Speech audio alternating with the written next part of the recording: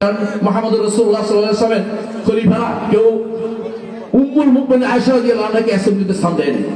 উম্মুল মুমিনিন আয়েশা রাদিয়াল্লাহু আনহা হচ্ছেন উম্মতের মধ্যে নারীদের মধ্যে শ্রেষ্ঠ নারী, তার থেকে শ্রেষ্ঠ নারী আর কেউ আসে নাই।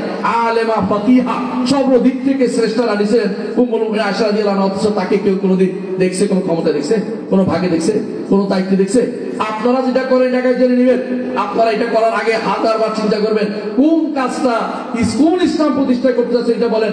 আমরা যে ইসলাম প্রতিষ্ঠা করতে চাই সেটা বলি। আবার আমরা প্রতিষ্ঠা করতে চাচ্ছি মানুষকে জানানোর জিনিসটা এলমে দ্বীনের মাধ্যমে শুধু আগাতে হবে, দাওয়াতের মাধ্যমে আগাতে হবে। ইসলামকে খণ্ডিত রূপে নয়, পরিপূর্ণ রূপে ইসলামকে বাস্তবায়ন করতে হবে। শুধু ক্ষমতার মাধ্যমে নয়, ব্যক্তি জীবন, আপনার একক ব্যক্তি জীবন, আপনার পারিবারিক জীবন, আপনার সমাজ, আপনার রাষ্ট্র, আপনার আকীদা বিশ্বাস, আপনার ইবাদত, আপনার পরিবার, আপনার রাষ্ট্র, আপনার আন্তঃরাষ্ট্রীয় সম্পর্ক সবগুলিকে ইসলামিক আপনাকে করে চালাতে হবে। আপনি আগে দিতে হবে যে আমি চেষ্টা করবো এগুলি করতে, আপনি এগুলি কোনোটাই না বলে ক্ষমতায় যে কি করবেন। এমন এক জাতির উপর আপনি ক্ষমতা যাচ্ছেন যাদের এখনো 70-90% শিরিক করে। আপনি কি জানেন এরা কিভাবে শিরিক করে? আপনি নিজেও জানেন না। অনেক সময় আপনি ইমান হারা কথাবার্তা বলেন। আপনার যদি কোনো কাফেরদের গান ওখানে যদি কোনো আপনি ইয়া পাঠ করেন, গীতা পাঠ করেন, তাহলে আপনি কি ইমানদার আছেন?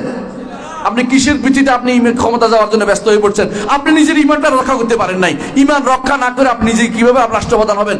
আপনাকে ওইটা আগে ঠিক করতে হবে, তারপর ঠিক করেন পরিবার। একটা বলছি না, সবটা নিয়ে ইসলাম আপনাকে ক্ষমতা যেতে হবে। পরের প্রশ্ন জানতে চাইলে উত্তরে বলা হয় প্রশ্নগুলি বিতর্কিত, ইসলামী বিতর্কিত বলতে কিছু বুঝি আছে না, এই প্রশ্ন করা যাবে না, বিতর্কিত কিছু নাই। বিতর্কিত না বলবেন যে আমরা প্রশ্ন উত্তর দিয়েছি, সাহস করছি, সাহসী হোক। আপনার প্রশ্ন উত্তর দিতে পারেন, বিতর্কিত করে রেখে যান কেন? অবশ্যই উত্তর দিবেন। অন্ধ সাহাবী ও নবী সাল্লাল্লাহু আলাইহি ওয়াসাল্লামের স্ত্রীদের নিয়ে যে হাদিস বর্ণিত হয়েছে, অর্থাৎ মহিলা পুরুষ দেখলে পর্দার খেলাপ হবে, প্রজেক্টর ব্যবহার করে মাহফিল দেওয়া কতটুকু জরুরি, কোরআন হাদিস থেকে ব্যাখ্যা করে কারণ জানাচ্ছি। আপনারা কি জানেন যে হাদিসটাই দুর্বল? আপনাকে বলছি ভাই, আপনি জানেন না যে হাদিসটা দুর্বল? আপনার মুইয়ানে আনতুমা যে হাদিসটা এটা দুর্বল। দুর্বল হাদিস দিয়ে এসে আমাদেরকে বড় একটা কথা বলছেন। মহিলারা পুরুষ দিকে তাকাবে না এমন কথা কোনো হাদিসে নাই। হ্যাঁ বলছে চোখ নিচু করতে, নিঃসন্দেহে তো ইবাদত করার ক্ষেত্রে এক জিনিস আর গুনার দিকে তাকানো আরেক জিনিস। দুনিয়ার বুকে কেউ যদি কোনো খুতবা শোনে, ভাষণ শোনে, তার দিকে তাকাইতে পারবে না। মসজিদে যে ইমাম সাহেবের দিকে তাকাইতে পারবে না, কোনো নাহিরা কথা বলে নাই। তাকানোরও তো দুইটা সুরত আছে, কিন্তু নারীর দিকে কোনোভাবে তাকাতে পারবে না, এটা সত্য কথা। নারীর দিকে কোনোভাবেই তাকাতে পারবে না। কোনো নারী যদি এখানে বসে গোজ না দেয়, আপনি তাকাতে পারবেন না তার দিকে। উল্টাটা কিন্তু শরীয়তে শুধুমাত্র বলছে ওটা আসছে, ওইটা অর্থ হচ্ছে আপনি তারা যেন দ্বিতীয়বার না তাকায়। পুরুষ তাকাইলে দ্বিতীয়বার তাকাইলে গুনাহগার হবে এবং সেদিকে তাকাতে গুনাহ হতেই থাকবে। কিন্তু নারী যদি কোনো উদ্দেশ্যমূলক ভাবে, তখন সে গুনাহ হবে। যদি যে কোনো ইবাদত বা যে কোনো জিনিস জানার জন্য, দিন জানার জন্য তাকাইলে সে গুনাহগার হবে না। উম্মতের মধ্যে মুহাদ্দিসা ভর্তি ছিলেন। মুহাদ্দিসা বুঝেন কিনা? হাদিস বর্ণনাকারী অনেক লোক, অনেক নারী ছিলেন। ইবনে হাজার রাহমাতুল্লাহ আলাইহির ওস্তাদ ছিলেন নারী একজন, আবু করিমা, উম্মে করিমা বোধহয় সম্ভবত ওনার নাম ছিলেন।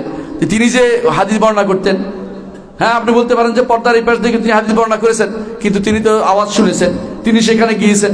এর অর্থ হচ্ছে শিক্ষার জায়গাটুকু আপনাকে খেয়াল রাখতে হবে যে কি শিখতে যাচ্ছে আর কি শিখতে যাচ্ছে। একটা জায়গা তো অনুমোদিত, একটা জায়গা অনুমোদিত না, এরকম আছে। উম্মতের নারীরা বাজার যাইতো না, বাজার যাইতো না, বাজার যাইতো। উম্মতের পুরুষরা বাজার যাইতো না। নারীদেরকে মুখ ঢাকতে বলছে, পুরুষদেরকে মুখ ঢাকতে বলছে। তাহলে আপনি একটার সাথে একটা লাগাই দিলে হবে? তোয়াফের মধ্যে নারীরাও তোয়াফ করে, পুরুষ তোয়াফ করে না। এলেম অর্জন ইবাদতের জায়গা, সেখানে কি বলছে পুরুষরা নারী এক তোয়াফ করতেই পারবে না, একজন একতলা একজন তিনতলা বলছে নাকি? তো আপনার জায়গাটুকু চিনতে হবে। অবশ্যই কোনো নারীর দিকে, কোনো পুরুষের দিকে নারী কোনো রকমের এমন দৃষ্টি তাকাইতে পারবে না যা এখন কি করে জোকারি করতেছে মেয়েরা। জোকারি বুঝেন কিনা? কোন আপনাদের এলাকার কোন এক বক্তা সারা দুনিয়া জোকারি করে বেড়ায়, আর এর পিছনে নারীরা করে। হ্যাঁ আমাকে একজন বলছে, আমি দেখি না, বলতেছে নারীরা অনুকরণ করে করে শুনে কি জায়গা জায়গায় বলে বেড়াচ্ছে। তো এর অর্থ হচ্ছে এগুলো তো জোকার, এগুলি করা যায় নেই। আপনি দিন শিক্ষার জন্য যতটুকু তো শিখতে হবে তাকে, নারীদেরকে। ওটুকু তার শিখলে না শিখলে কিভাবে হবে? আলেমদের থেকে না শিখলে কোথায় শিখবে? এখন যদি কোনো বলেন যে অডিও না ভিডিও না, অডিও দিয়ে শিখবে, তো অডিও দিয়ে শিখতে যথেষ্ট হলে অবশ্যই যথেষ্ট। কিন্তু ভিডিও যদি শিখতে পারে এবং সে কোনো খারাপ দৃষ্টি না থাকে, এটা হারাম হওয়ার কথা নাই। বুঝে আসছে কথাটা? কিন্তু নারীর দিকে তাকানো কোনোভাবেই তো জায়েজ নেই। উল্টাটা কিন্তু মনে রাখতে হবে। এখানে যে হাদিসটার কথা আপনি বলেছেন, এই হাদিসটা কি দুর্বল। তো এটা দিয়ে দলিল দিয়ে আপনি প্রজেক্টরের জিনিসটাকে হারাম করতে পারবেন না, এটা হচ্ছে আমার কথা, আশা করি বুঝছেন। শুক্রবারে মসজিদে মাইক ব্যবহার করে খুতবা দেওয়া ইসলামী দৃষ্টিতে বৈধ কিনা? সুবহানাল্লাহ। আওয়াজ পৌঁছে দেওয়া উদ্দেশ্য, আওয়াজ পৌঁছে দেওয়া উদ্দেশ্য। রাসূলুল্লাহ সাল্লাল্লাহু আলাইহি ওয়াসাল্লাম যখন আরাফার মাঠে ঘোষণা দিচ্ছিলেন, কি দিচ্ছিলেন? খুতবা দিচ্ছিলেন, তখন তার আওয়াজ পৌঁছে দেওয়ার জন্য মুকাব্বিররা ছিল এবং যুগে যুগে মুকাব্বিররা ছিল নামাজের মধ্যে। তো মাইকের মধ্যে খুতবা দেওয়াটা হারাম হবে কোন কারণে? কোনো কারণ নাই, কোনো কারণ নাই। খুতবাটা এই জন্য দেওয়া হয় জনগণের কাছে পৌঁছে দেওয়ার জন্য, খুতবা নিজের মিন করার জন্য নয়, আর ফেরেশতাদেরকে শোনানোর জন্য নয়। আমাদের খুতবা তো সব হয়ে গেছে ফেরেশতাদেরকে আমরা শোনাই, ফেরেশতাদেরকে শোনাই, বুঝছেন কিনা? কেউ বুঝে না, সবাই গান ঘুমায়। যখন বড় আলম্মত আহম্মদ আম্মু আকবর কিছু না বলে একটা কইছে, এখন লাভ দিয়ে উঠে সবাই দাঁড়াই গেছে, নামাজ হচ্ছে বলতে, এতক্ষণ ঘুমাই গেছে কিন্তু খবর নাই। কারণ হয়তো আল্লাহর সাথে কথা বলছে ফেরেশতাদের সাথে, এতক্ষণ কারোর সাথে কথা বলে নাই। এর আগে একটা নতুন বেদাত চালু করেছে, কি? বয়ান। অথচ এটা ইজমাই মাসালা যে খতিব সাহেবের কথা বলছি, অন্যরা দিতে পারবে। খতিব সাহেব জুমার আগে কোনো আলোচনা রাখবেন না, খুতবার আগে কোনো আলোচনা রাখবেন না। খতিব সাহেব এসেই তিনি দাঁড়াবেন, এসেই তিনি খুতবা দাঁড়াবেন। সুন্নত তিনি সেদিন মসজিদের ভিতরে পড়বেন না, এটা সুন্নত রাসূল হাদিসে সাব্যস্ত হয় নাই। রাসূল মসজিদে এসে 2 রাকাত পড়ে দাঁড়াইছে, প্রমাণ পাওয়া যায় নাই। রাসূল ঘর থেকে এসে খুতবা সরাসরি দাঁড়িয়ে বলতেন, সালাম দিতেন, এবার বসতেন, এবার আজান দিত, এবার রাসূলুল্লাহ সাল্লাল্লাহু আলাইহি ওয়াসাল্লাম খুতবা দিতেন। এইটা হাদিসে আসছে। আপনি আগে বসে ঘন্টা খানেক আধা ঘন্টা সালাই নিছেন, এটা কোন সুন্নাহ? রাসূলুল্লাহ সাল্লাল্লাহু আলাইহি ওয়াসাল্লাম বলেছেন, নাহা রাসূলুল্লাহ সাল্লাল্লাহু আলাইহি ওয়াসাল্লাম হালাকি ইয়াউমুল জুমআ, জুমার দিনে হালকা বন্দি হতে রাসূল নিষেধ করেছেন। জুমার দিনে এই জন্য অতিরিক্ত কোনো প্রোগ্রাম মসজিদে করা নিষেধ, অতিরিক্ত কোনো প্রোগ্রাম করা যায় না, কারণ খুতবার মূল্য কমিয়ে দেয়। আর খুতবার মূল্য এত কমে গেছে যে খুতবা কি জন্য দেয় সেটাই ভুলে গেছে মানুষ। খুতবা হচ্ছে, খুতবার উদ্দেশ্য আজ হাসিল হয়ে যায় যখন আমরা প্রথমে বলি ইন্নাল হামদালিল্লাহ বলি না, এরপর তাকওয়ার আয়াতগুলি বলি না, এই দুইটা জিনিস বলার পরে এরপর নসিহত করি, এর মাধ্যমে খুতবা শেষ। এরপরে আমরা যেটা বলি এটা মানুষকে নসিহত করতে থাকি, বাংলা ভাষায় মানুষ বুঝে না, সেই জন্য যদি মানুষ আরবি ভাষায় বুঝতো আমরা আরবি ভাষায় খুতবা দিতাম। আরবি ভাষা কি আমাদের চেয়ে অন্যরা বেশি শিখছে নাকি? আমরা 15-16 বছর ধরে আরবি দেশের থেকে আসছি, আরবি ভাষা আমরা বলতে পারি, কিন্তু আমার অডিয়েন্স তো বুঝে না। আমি একবার মসজিদে নববীতে শেখ আতিয়া মোহাম্মদ সালিমকে জিজ্ঞাসা করলাম, বাংলায় খুতবা দিই আমরা আমাদের দেশে যারা বাংলা খুতবা দেয়, আমি তখন বাংলা খুতবার বিরুদ্ধে কথা বলতাম আর কি, তাই বললাম যে বাংলা খুতবা দিচ্ছে ওরা। তো উনি আমাকে বললেন, তোমরা তো আরবি বুঝো, মানে বাংলা খুতবা না দিলে তোমরা আরবি বুঝো তোমরা সবাই? না বুঝি না, আমরা তো বুঝি না, কিন্তু আরবি বাংলা খুতবা আরবি খুতবা দিয়ে তোমরা কি করবে? মানে সব মানুষ এটা বুঝে যে খুতবাটা কেন হয়। কিছু জিনিস আছে খুতবার রোকন, এগুলি পালন করতে হয় আরবিতে। এর পরের গুলি পৃথিবীর এখন বর্তমানে প্রত্যেকটি দেশে, যেগুলো আপনি ইউরোপে যান, আমেরিকা যান, বা মুসলিমদের অন্য দেশে দেখবেন যে নির্দিষ্ট জায়গার পরে বাকি অংশ তারা নিজস্ব ভাষায় খুতবা দিচ্ছে। কারণ এর অর্থ হচ্ছে এটা বুঝাই দেওয়ার জন্য যে এখানে দাওয়াতের দরকার রয়েছে, এখানে এটা সাপ্তাহিক একটা দাওয়াতি সুযোগ, এটাকে বিনষ্ট করার কোনো সুযোগ নেই, এটাকে নষ্ট কাজে লাগাতে হবে। কিন্তু আপনি যখন এর আগে বসছেন, দুনিয়ার আজে বাজে কথা বলেছেন, কিন্তু খতিব সাহেব, আবারও বলছি, খতিবটা ইন্টারাকশন জিনিস না, খতিব হচ্ছে এলকা। আমাদের কোনো ভাইকে দেখা যায়, কি বলেন আপনারা, এটা খুতবার কাজ নয়, খুতবার কাজ এলকা, বলে যাবেন শুধুমাত্র। তিনি কোরআন এবং হাদিস দিয়ে, শুধু আমাদের সালাফিরা আহলে সুন্নাত জামাতের লোকেরা আহলে হাদিসটা শুধুমাত্র তারা কি করে, কোরআন এবং হাদিস দিয়ে খুতবা দিয়ে চলে যায়, এবং মানুষের ভিতরে শুধুমাত্র যে জিনিসটা তার ওয়াজ এবং ইরশাদের কাজটা করে যায়। এর বাইরে যারা আছে এসে বেশিরভাগই কি করে, দুনিয়ার গাল গল্প সব আগে বসে বসে শেষ করে। এরপরে খুতবা যখন দাঁড়ায় তিনি, অন্যরা তখন ঘুমের প্রস্তুতি নেয়। আল্লাহ আমাদের হেফাজত করুন। সুতরাং আপনাকে বলছি, মাইকে খুতবা দেওয়ার মধ্যে নিষেধ আসলো কোত্থেকে?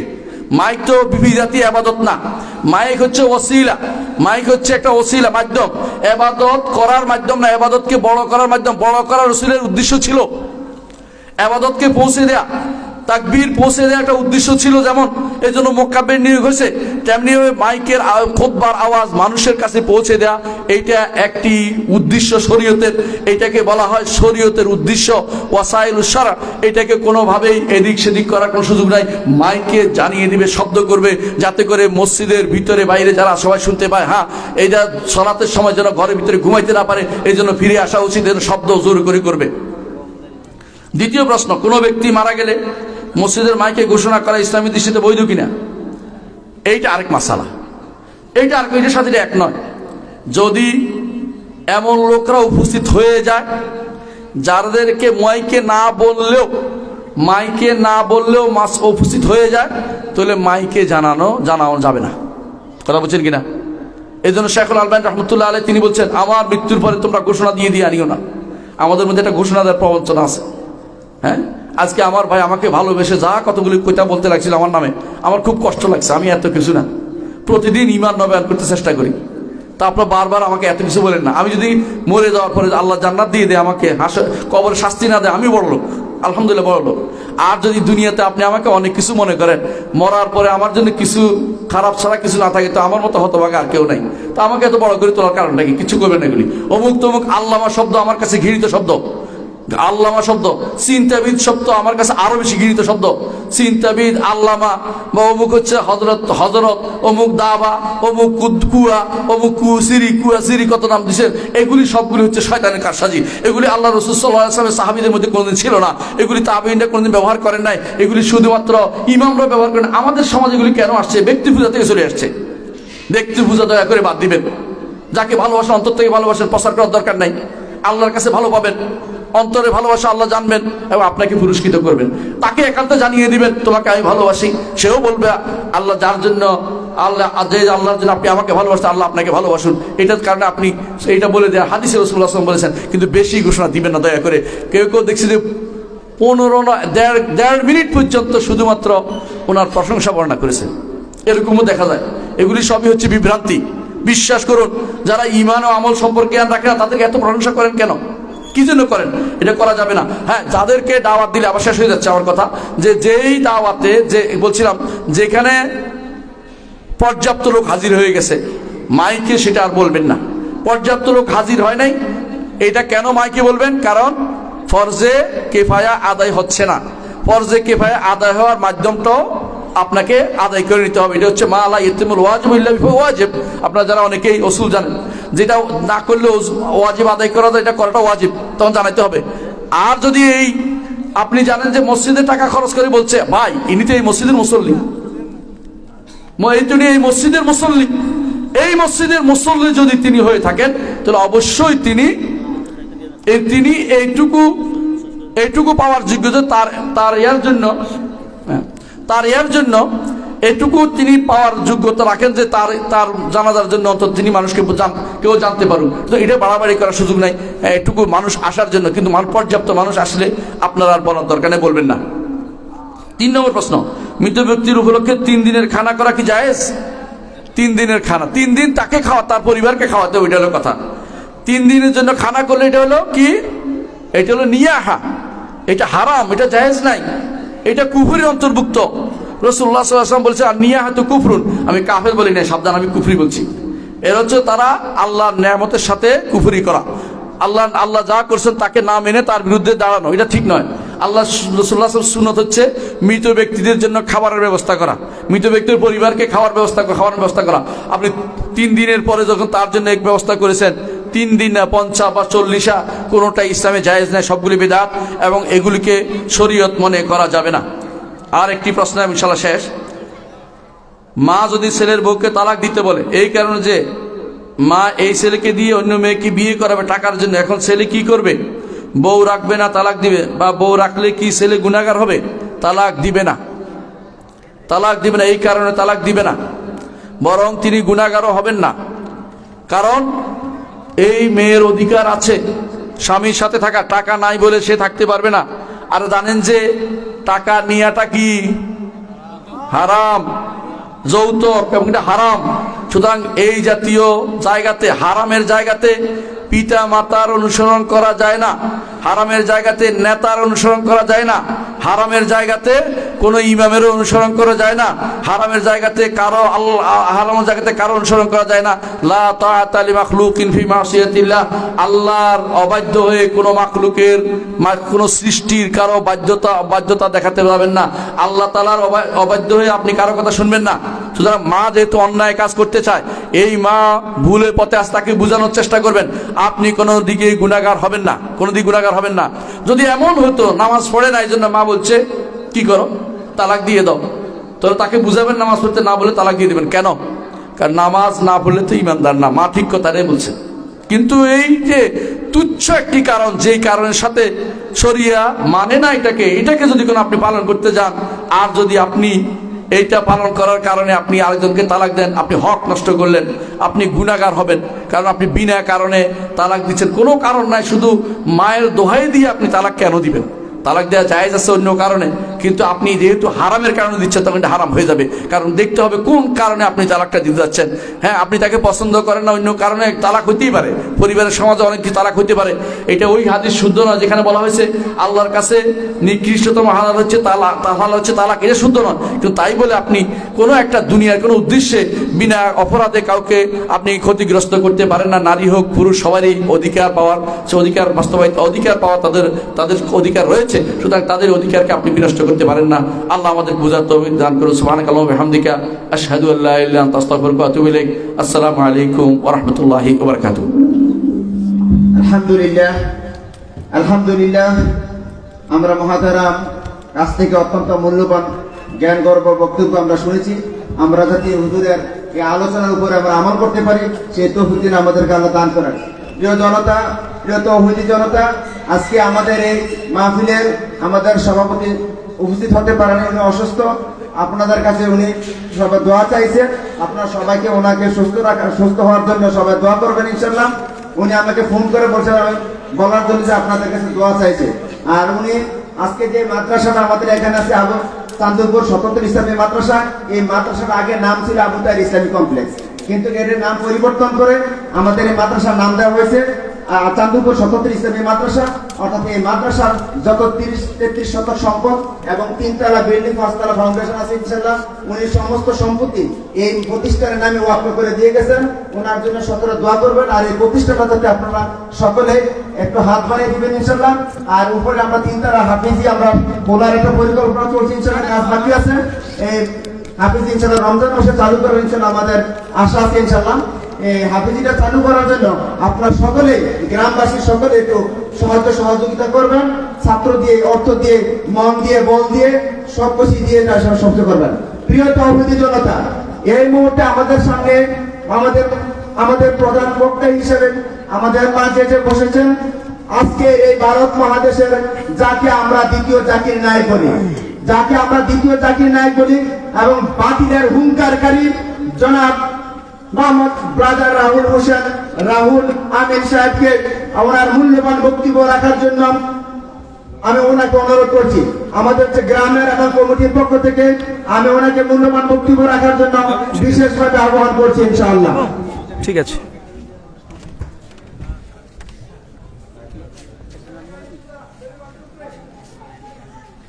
আজকের লিফলেট আছে না, ওইটা ঠিক আছে সেটা।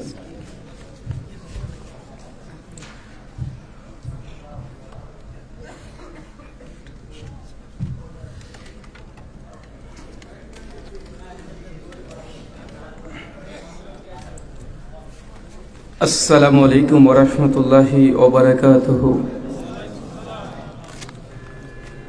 ইন্নাল হামদালিল্লাহি নাহমাদুহু ওয়া নাস্তাঈনুহু ওয়া নাস্তাগফির ওয়া নাউযু বিল্লাহি মিন শুরুরি আনফুসিনা ওয়া মিন সাইয়্যিআতি আমালিনা।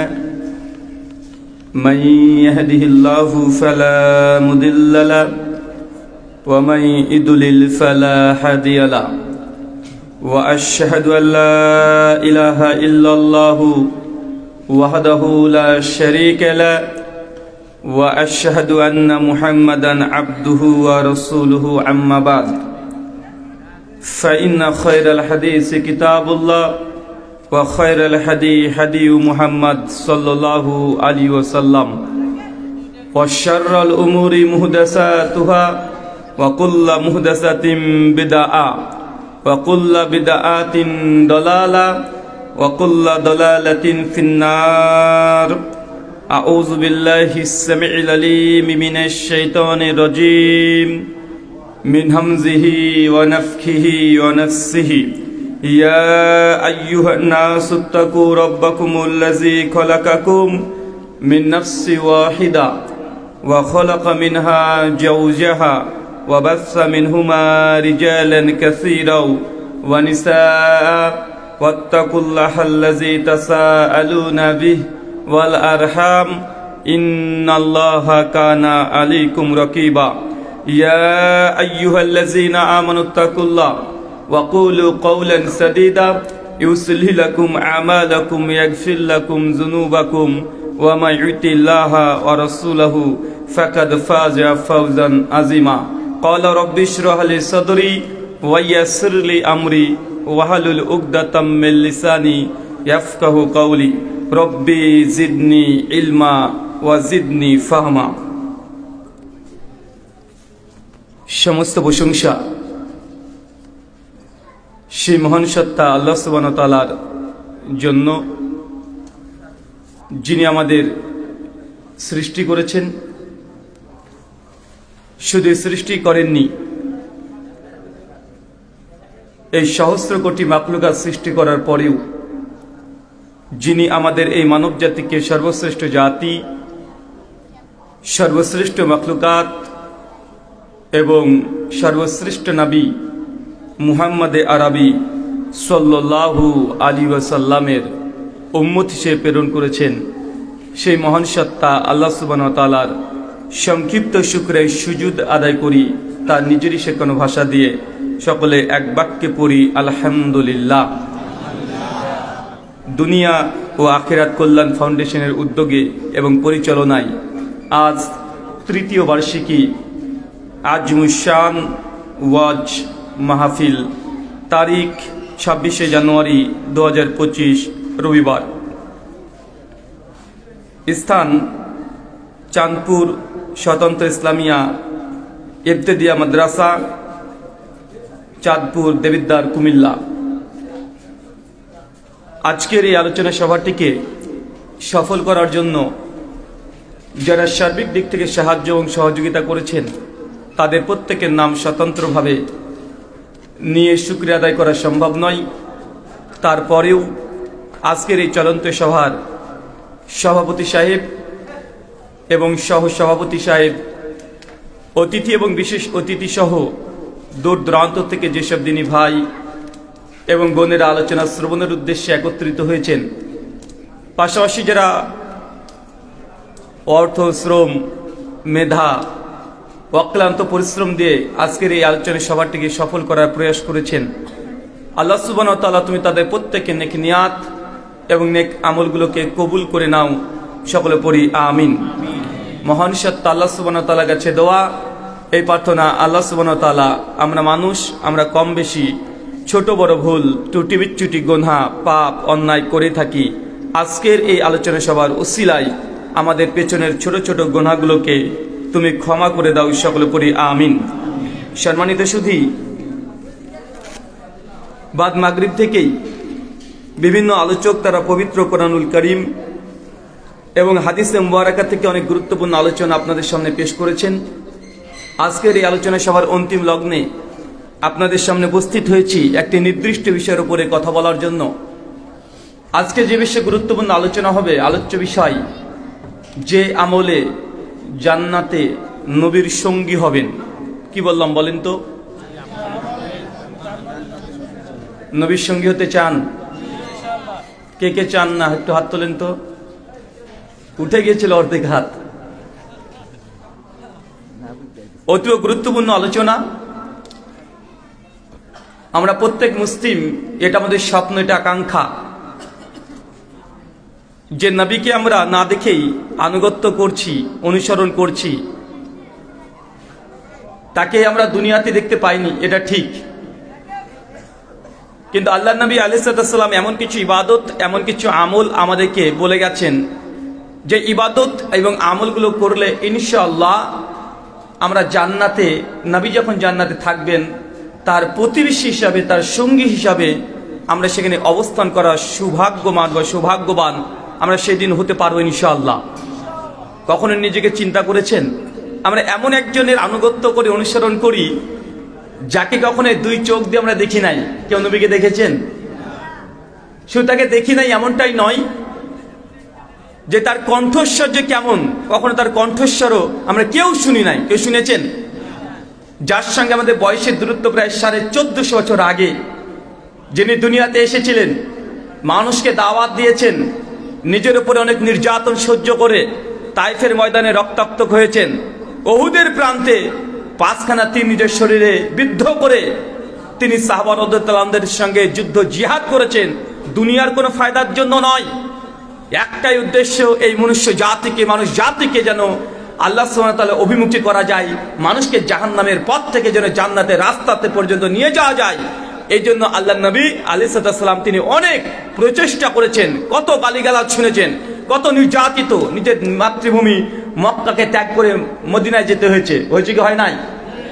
জীবনে যে মানুষটাকে কেউ কোনোদিন আঙ্গুল তুলে কথা বলে নাই, কিন্তু মানুষের পরিত্রাণের জন্য যখন তিনি নিজে কথা বলেছেন, তখন তার বিরুদ্ধে দুনিয়ার সমস্ত শত্রুরা একজোট হয়ে তাকে নিন্দা, সমালোচনা, অস্ত্র সবগুলো ধার করেছে কি করে নাই? করেছে। অবাক তখনই মনে হয় যে ব্যক্তিকে আমরা আনুগত্য করে অনুসরণ করি, যাকে আমরা প্রাণীর চাইতে বেশি ভালোবাসি। আমার বাবাকে কেউ যদি একটা বাজে শব্দ বলে, আমার মাকে যদি কেউ খারাপ একটা শব্দ বলে, আমাদের হৃদয় যতটা না ব্যথা পাই, তার চেয়ে আমার নবীকে কেউ যদি বাজে একটা শব্দ ব্যবহার করে, মানে প্রত্যেক মুসলমানের হৃদয় থেকে রক্তক্ষরণ হয় কি হয় না? এটা হচ্ছে ভালোবাসা। না দেখেও যে ভালোবাসা যায়, তার জ্বলন্ত দৃষ্টান্ত আমরা মুসলমানরা।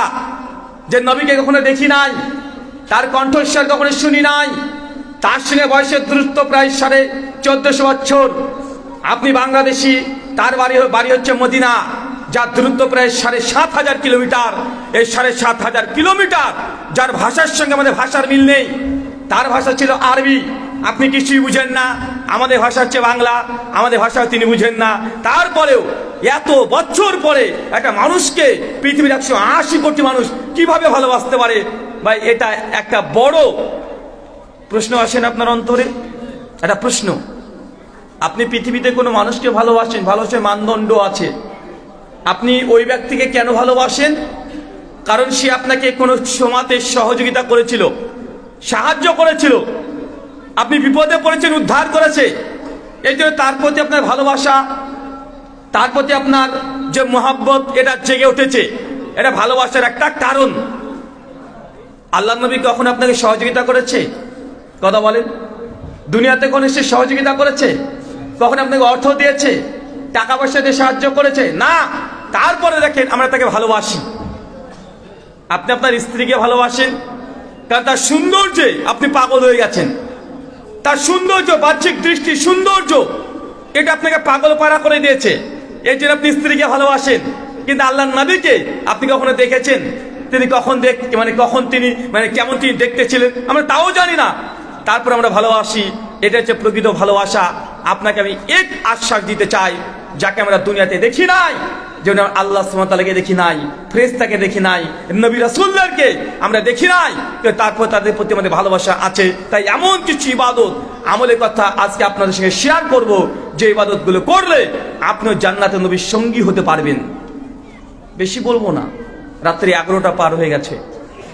অল্প স্বল্প আলোচনা করব, যৎসামান্য কিছু বলবো যেটা আপনি বুঝতে পারেন, আর সেটাকে আমলে বাস্তবায়ন করে আমাদের যেই মূল উদ্দেশ্য জান্নাত, শুধু জান্নাত নয়, জান্নাত নবীর সঙ্গী হওয়া। ভাই বলেন তো, জান্নাত কয়টা? আরো জোরে বলেন। কে বলছে 8টা, কে বলছে 1টা? জাহান্নাম কয়টা? 1টা। কিন্তু আপনাদের কুমিল্লার মানুষ বলে যে 8টা জান্নাত, আর জাহান্নাম 7টা, বলে না? চাচা, জান্নাত 1টা, জাহান্নাম কয়টা? জাহান্নাম 1টা। জান্নাতের দরজা আছে 8টা, আর জাহান্নামের দরজা আছে 7টা। জান্নাতের এক একটা দরজার এক এক রকমের নাম আছে। যেমন বাবু রাইয়ান, এই দরজাটা কিয়ামতের মাঠে আল্লাহ সুবহানাহু ওয়া তাআলা মানুষের যখন হিসাব নিকাশ সমস্ত কিছু হয়ে যাবে, এই কথা বলেন না, যখন সমস্ত হিসাব নিকাশ হয়ে যাবে, মানুষকে যখন জান্নাতে প্রবেশ করানো হবে, সেই জান্নাতের নাম একটা দরজা আছে বাবু রাইয়ান। এই দরজা দিয়ে শুধুমাত্র তারাই প্রবেশ করবে যারা দুনিয়াতে অধিক পরিমাণে সিয়াম, রোজা পালন করেছে। ফেরেশতারা ডাকবে, কে সে রোজাদার ব্যক্তি? তখন আপনি প্রবেশ করবেন ওই দরজা দিয়ে। কেন? কারণ আপনি যে বেশিরভাগ সিয়াম, নফল, রোজা পালন করছে, এই জন্য যে অধিক পরিমাণে দান করেছে আল্লাহকে খুশি করার জন্য, তার জন্য স্পেশাল একটা দরজা থাকবে। যে অধিক পরিমাণে নফল সিয়াম সালাত আদায় করেছে তার জন্য আলাদা একটা দরজা থাকবে। তার মানে বুঝতে পারলাম জান্নাত একটা, জান্নাতের দরজা 8টা, জাহান্নাম একটা, জাহান্নামের দরজা 7টা। আচ্ছা, আর একটা প্রশ্ন করি, বলেন তো জান্নাতের 10খানা প্রাণী, দুনিয়া 10টা প্রাণী জান্নাতে প্রবেশ করবে, সে প্রাণীগুলোর নাম কি কি বলেন? কুকুর আছেন একটা, কুত্তা, হ্যাঁ, আর কি? খেজুর গাছ, ওটা তো প্রাণী না, ওটা জড় পদার্থ। 10খানা, হ্যাঁ, গরু যাবে, এটা বিড়াল, ক্যাট, ম্যাও, আর কি রে ভাই, এটা জানি না তো, জানেন না এই হাদিস? জানা নাই কেন? ওই সালে আলাইহিস সালাম উট নিয়ে যাবে না, আসাবে কাহাফের কুত্তাটা যাবে না, হুদহুদ পাখি যাবে না, নবী সুলাইমান আলাইহিস সালামের ওই যে পিঁপড়া, ওগুলো যাবে না? এর কথা বলে না কি অবাক, এরা কি নিজে কনফিউজ নাকি? হাদিস পড়ে নাই, এটাই ঠিক। আলহামদুলিল্লাহ আপনারা পড়েন নাই, কারণ এটা কোনো হাদিসই না, এটা বক্তাদের তৈরি করা কথা। বুঝতে পারলেন যে 10 প্রকারের প্রাণী যে জান্নাতে প্রবেশ করবে, বিভিন্ন আলোচকরা আলোচনা করে, এটা কোনো হাদিসই না, এটা বক্তারা নিজেরা তৈরি করেছে। এটা কোনো জাল, কোনো সনদও পাওয়া যায় না, এটা বক্তাদের শুধুমাত্র মানুষকে ধরে রাখার জন্য গল্প বানিয়ে এই কথাগুলো প্রচলন করা হয়। জানবো, একটু আগে আমি আপনাদেরকে বলেছিলাম মানুষ মনে করে জান্নাত 8টা আর জাহান্নাম 7টা, কিন্তু আসল ঘটনা জান্নাত একটা, জাহান্নামে একটা, তার দরজা 8টা আর 7টা। এই কিছু কিছু জিনিস সহির মধ্যে কিছু আমাদের বক্তাদের অতিরিক্ত বারবারি করার কারণে কিছু শব্দ যুক্ত করে দিয়ে কোনটা ঠিক আর কোনটা বেঠিক এটা নির্ণয় করা এখন খুব কঠিন হয়ে গেছে। হয়েছে কি হয় নাই? হয়েছে। চলেন আমরা আপনাকে বোঝানোর চেষ্টা করি যে আমল, এমন কিছু ইবাদত করবেন যে ইবাদত করলে নবীর সঙ্গী হওয়া যায়। প্রথম কোরআনুল কারীম সূরা নিসা সূরা নম্বর 4 আয়াত নাম্বার 69 আল্লাহ সুবহানাহু ওয়া তাআলা বলেন মাইয়ুতিল্লাহ, যে আমি আল্লাহর আনুগত্য করলো, ওয়া রাসূলা, এবং আমার রাসূলের অনুসরণ করলো, এরা কার সঙ্গে থাকবে? আল্লাহ 4টে ক্যাটাগরি তিনি তুলে ধরেছেন। ও নবীন, তারা নবীদের সঙ্গী হবে।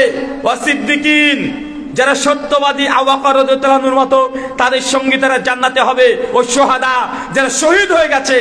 বদরের 313 জন সাহাবী যারা শহীদ হয়েছিলেন, কিছু কিছু সাহাবী, উহুদের প্রায় 70 জন সাহাবী যারা শহীদ হয়েছে, আমির হানজালা রাদিয়াল্লাহু আনহা, এমন বিখ্যাত বিখ্যাত সাহাবীদের সঙ্গে আপনি জান্নাতে থাকবেন। এবং সলিহিন, যারা উম্মতের নেককার পরেজগার বান্দা ব্যক্তি যারা দুনিয়া থেকে চলে গেছে, তাদের সঙ্গে জান্নাতে থাকবে। শর্ত কি? কথা বলেন। যারা আল্লাহর ইবাদত করেছে, আনুগত্য করেছে, আল্লাহর বিধানকে নিজের বিরুদ্ধে চলে গেলেও মেনে নিয়েছে, আর যারা রাসূলের হুবহু অনুসরণ করেছে, এরাই যখন জান্নাতে যাবে তখন নবীদের সঙ্গে থাকবে, তারা সিদ্দিকদের সঙ্গে থাকবে, তারা শুহাদা যারা শহীদ হয়ে গেছে তাদের সঙ্গে থাকবে, আর যারা নেককার সলিহিন তাদের সঙ্গে থাকবে। এই সলিহিন কারা বলেন তো? পীর সাহেব, হ্যাঁ, পীর সাহেবরা না। এটা যদি কেউ অর্থ করে যে পীর সাহেব, এটা ভুল হবে না। সলিহিন মানে উম্মতের নেককার পরেজগার বান্দা, কিন্তু এখন কোন পীর এটা নির্দিষ্ট করে বলে দেওয়া যাবে না। তবে হ্যাঁ, এ কথা বলতে পারি ইমাম বুখারী, ইমাম মুসলিম, ইমাম আবু দাউদ, ইমাম তিরমিজি, ইমাম নাসাই, এরা হচ্ছে উম্মতের নেককার পরেজগার, এরা বান্দা, এরা সলিহিনের অন্তর্ভুক্ত।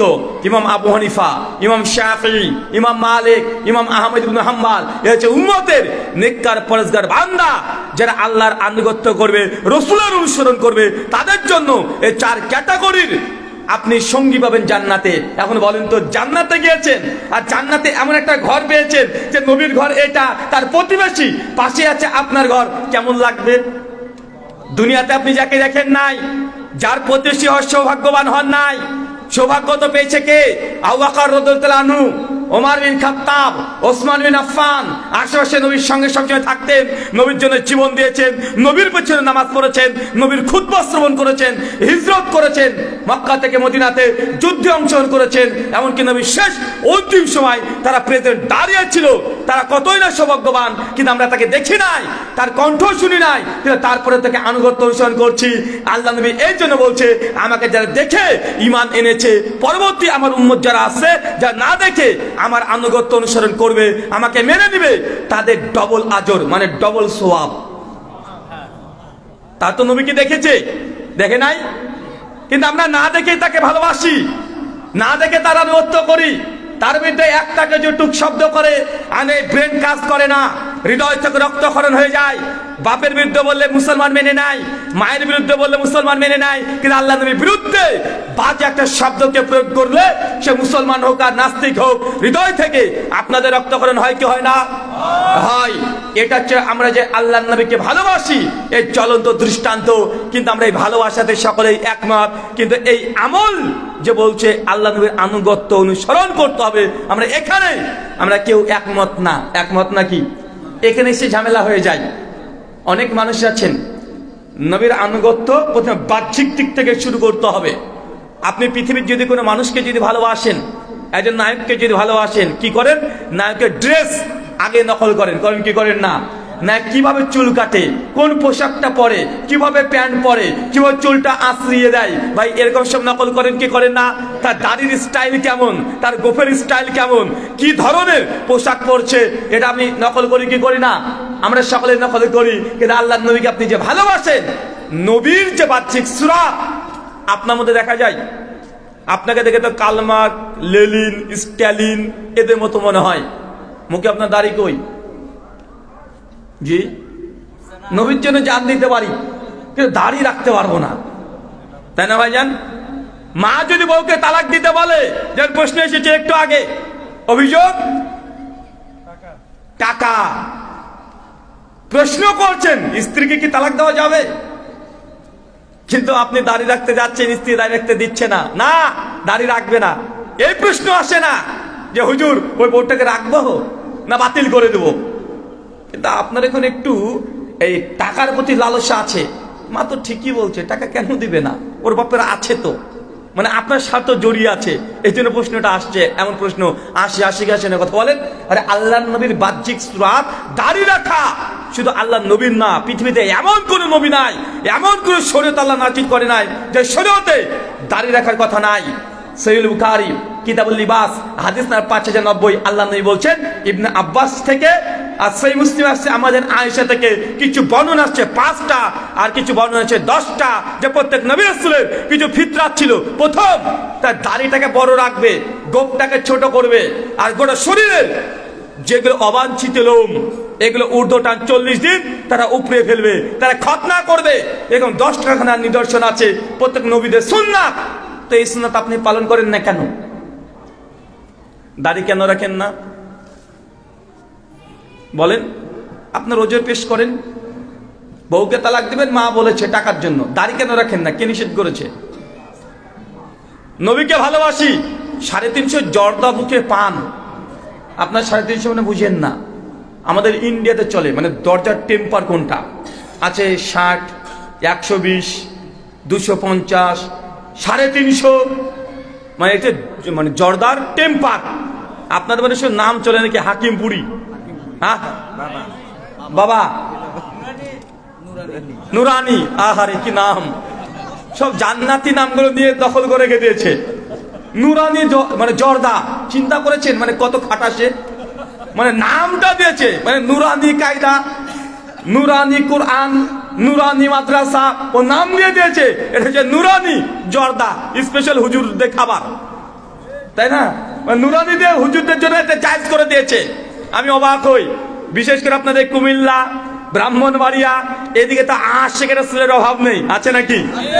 সব আশিকে রাসূল, মানে টাকনার নিচে কাপড়, আর হাকিমপুরি জর্দা, আর নবীজির আগমন শুভেচ্ছা স্বাগতম, চিৎকার মারছে আর জুলুস বের করছে, এটা হচ্ছে আশিকে রাসূল। আছে না নাই এমন কথা বলেন? আসারান নবীর আনুগত্য করছে, অনুসরণ করছে, আন্দোলন করছে যে দুনিয়াতে কোনো ব্যক্তির আনুগত্য অনুসরণ চলবে না, যে নবীর বিরুদ্ধে চলে যায় একজন ব্যক্তির আনুগত্য করতে হবে, সেটা আল্লাহর নবী। তাদেরকে বলছে ওয়াহাবি। আছে না নাই কথা বলেন? আছে। আল্লাহ নবী বলছেন সে মুসলিম 195 নম্বর হাদিস, কোন ব্যক্তি যদি টাকনা নিচে জামা কাপড় প্যান্ট যদি চলে যায় মাকাদু মিনান নার, তার থাকার জায়গায় জাহান্নাম। কোথায়? থাকার জায়গায় জাহান্নাম। সত্যি যে নবীকে ভালোবাসতে চান, প্রথমে বাহ্যিক দিক থেকে আপনার সুরাতের পরিবর্তন করতে হবে। আজকে আলোচনা শোনার পরে যে প্যান্ট পরেছেন এই প্যান্ট আর পরতে পারবেন না, যতক্ষণ না প্যান্টটা কেটে এই টাকনার উপরে না করছেন ততক্ষণ পরা যাবে না। কেন? নবীকে আপনি ভালোবাসেন, দাবি করছেন, দাবি করলে তার ড্রেসকে নকল করতে হবে কি হবে না? কথা বলেন। অবশ্যই নকল করতে হবে। আপনার স্ত্রী, আপনার মেয়ে, ও তো আমাদের ইন্ডিয়ান পাখি ড্রেস কেনার জন্য আপনাকে কত রকমের ঝামেলা করেছে না? ওই যে পাখি ড্রেস লাগবে, পাখি ড্রেস না হলে ঈদে যাবে না, এই পোশাকটা লাগবে, কোন সিনেমার নায়ক কি করেছে ওটা নিয়ে সবসময় ব্যস্ত। আপনার ছেলে মেসি কাটিং চুল কেটেছে, আছে না নাই? গাছনি কাটিং চুল কাটছে, পোশাক পরিচ্ছদ সবসময় একদম ইহুদি খ্রিস্টানদের নকল করছে। আপনি দাবি করছেন আপনি মুসলমান, আপনি আশিকে রাসূল, কিন্তু নবী সুন্নাত আপনার বাহ্যিক দিকে একটাও নাই। আপনারা যদি বলি ভাইজান টাকনার নিচে কেন কাপড় পরেছেন, নবী তো নিষেধ করেছে, আপনি বলছেন আল্লাহ নবী বলেছেন অহংকার বশত যদি হয় তবে থাকার জায়গায় জাহান্নাম, কিন্তু আমার অহংকার নাই। ভাই বলছি কি বলছেন কথা বলেন? বলছে ওর নাকি অহংকার নেই। অহংকার কোনটারই ভাই? নবী আদেশ করেছে তুই মানছিস না, এটাই অহংকার।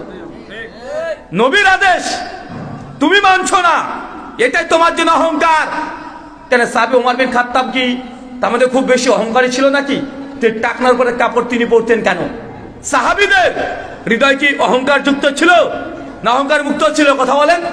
আরে অহংকার মুক্ত ছিল। তাদের জুহুদ, তাদের দুনিয়া বিমুখতা এত উঁচু মানের আপনি কল্পনা করতে পারবেন না। তারপরে কোন একজন সাহাবী তাদের টাকনা নিচে কাপড় পরেছে এমন কোন দৃষ্টান্ত নাই। একটাই পাওয়া যায় মুসনাদ আহমদে, আবু বকর রাদিয়াল্লাহু আনহু আল্লাহ নবীর কাছে সে জিজ্ঞাসা করেছিলেন আবু বকর প্রসঙ্গে যে তার টাকনা নিচে কাপড় চলে যায় এই ব্যাপারটা কি? আল্লাহ নবী বলেছিলেন আবু বকরের ভিতর কোনো অহংকার নাই। তো এটা তো আবু বকরের জন্য সার্টিফিকেট নবী দিয়েছে, আপনার সার্টিফিকেট কে দিয়েছে আপনাকে? আপনার মধ্যে যে অহংকার নাই এই সার্টিফিকেট আপনি কোথায় পেয়েছেন? আল্লাহ নবী তো আবু বকরের সার্টিফিকেটটা দিয়েছে, আপনার সার্টিফিকেট কোথায়? যে আপনি তারপরে আজ পর্যন্ত আপনার টাকনার উপরে আপনি কাপড়টা এখনো মানে টাকনার নিচে এখনো আপনার চলছে। 24 ঘন্টার মধ্যে আপনার টাকনার নিচে যদি কাপড় থাকে এটা কেটে আগে ছোট করে নিতে হবে। এটা বাহ্যিক দিক থেকে আল্লাহ সুন্নাত, আল্লাহ নবীকে ভালোবাসার একটা আলামত। আর দুই কি বললাম বলেন তো? এই যে দায় রাখতে হবে। হুজুর বিয়ে করি নিজে, বিয়ে করেননি না, মানে এই জায়গাতে যুবকরা এসে বলছে বিয়ে করিনি, যে দাড়িটা রেখে দিই তাহলে বউ পাওয়া যাবে না। আপনি কি ভাবছেন হুজুরদের বউ নাই? আপনার কয়টা বউ? হুজুরদের 3টে 4টে, কোন হুজুরও 5টা করে ফেলে, হারাম তাও করে। ওই দেখেন বলছে কাজী ইব্রাহিম সাহেবের 4টে বউ, আমার জানা নাই, উনি 4টে বউর কথা নিউজ দিচ্ছেন। আপনি কি মনে করছেন দাড়ি থাকলে মানে বউ পাওয়া যায় না? আরে ভাই মার্কেটে দাড়িওয়ালাদের চাহিদা বেশি, কথা বুঝতে পারলেন না? কারণ যখন যে বিয়ে করতে চায়, সংসার করতে চায়, সে সংসার করার জন্যই বিয়ে করতে চায়। আরে মনে রাখবেন দাড়িওয়ালাকে যে কোনো মেয়ে বিয়ে করবে না। যারা সংসার করতে চায়, যারা পরিবারকে গঠন করতে চায় তারা দাড়িওয়ালা বিয়ে করবে। আর যারা চায় যে না সংসার করব না, সংসার একটা না, বিয়ে করবে একজনকে কিন্তু সংসার করবে 10 জনকে, তারা দাড়িওয়ালা ছেলের সঙ্গে বিয়ে করবে না। কথা মনে বুঝতে পারেননি? মিশকাত হাদিস নাম্বার 71 আল্লাহ নবী বলছেন এই সৃষ্টি জগৎ রচনা সৃষ্টি করার 50,000 বছর পূর্বে সমস্ত তাকদির আল্লাহ সুবহানাহু ওয়া তাআলা লিখে দিয়েছেন। তাই আপনি যদি দাড়ি রাখেন তারপরে যে বউটা পাবেন, দাড়ি না থাকলেও ওই বউটা আপনি পাবেন। আপনার বউ আমি দখল করতে যাব না। কথা বুঝতে পারলেন না মনে হয়? আর তাকদির তো লেখা আছে, আপনি কিসের ভয় পাচ্ছেন? এখানে ভয় পাওয়ার কোনো জরুরত নেই। অনেক চাচার বয়সের মানুষকে দেখছি যে দাড়ি নেই। চাচা কি খবর? হ্যাঁ, আপনি আবার আর একটা করার ইচ্ছা আছে নাকি? না আর একটা চাচি কি শেষ হয়েছে লাগবে নাকি? হ্যাঁ, কে বললো লাগবে? ওর লাগবে নাকি? মানে বাঙালি তো আমরা ঝুলে বলে দিই সবকিছু। প্রথমে বাহ্যিক দিককে সুরাত, একটা উদাহরণ দিয়ে বুঝতে পারবেন। বলেন তো, একটা মানুষ যখন ডাক্তার পাশ করে তার গাড়ি পেছনে একটা প্লাস চিহ্ন লাগিয়ে দেয় না? হ্যাঁ, লাগাই তো। কেন লাগাই? সে ওটা নিয়ে গর্ববোধ করছে। একজন পুলিশ যখন তার ড্রেস পায়, সে ড্রেসটা সে পরিধান করে না? তা আপনি যে মুসলমান, আপনার ড্রেস কই? আপনার বাহ্যিক যে আলামত দেখে তো বোঝা যায় না। আল্লাহ সুবহানাহু ওয়া তাআলা শর্ত দিয়ে দিয়েছে, যদি নবীর সঙ্গে জান্নাতি থাকতে চাও, জান্নাতি হতে চাও, নবীর প্রতিবেশী হতে চাও, নবীর আনুগত্য অনুসরণ করতে হবে। সূরা হাশর আয়াত নম্বর ৭, মা আতাকুমুর রাসূলু ফাখুযুহু ওয়া মা নাহাকুম আনহু ফান্তাহু। আমার নবী তোকে যা দেয় তা গ্রহণ করে নাও, যা দেয় নাই সেটাকে বর্জন করে দাও। একটাই হৃদয় থেকে প্রশ্ন আসবে, আমার নবী কি করেছে সেটা আপনাকে ধারণ করতে হবে। যতই আপনার বিরুদ্ধে চলে যাক না কেন, ওটাকে গুরুত্ব না দিয়ে নবীর প্রত্যেকটা ছোট করে সুন্নাত, এই অজুহাত থেকে নবীর কোনো সুন্নাতকে বর্জন করা যাবে না। আমাদের সমাজে একটা ফিতনা আছে, নবীর সুন্নাত পালন করতে গেলে কিছু মানুষ বলে এটা ছোটখাটো সুন্নাত। এরা আহলে হাদিস সবসময় ছোট ছোট মাসালা নিয়ে কথা বলে। কে বুকের উপরে হাত বাঁধলো, কে নাভির নিচে হাত বাঁধলো, কে 8 টাকার তারাবি, কে 20 টাকার তারাবি, কে জোরে আমিন বললো, কে আস্তে আমিন বললো। এই বলে আহলে হাদিসকে বলে যে এরা সবসময় ফিতনা করে ছোটখাটো মাসালা নিয়ে। ভাই এই কথা বলে কি বলে না? বলে। আপনাকে কে অধিকার দিয়েছে আল্লাহর নবীর সুন্নাতকে ছোটখাটো বলার? নবীর সুন্নাতকে ছোটখাটো বলা মানে নবীর শানে এটা বেয়াদবি, নবীর সঙ্গে অপমান করা।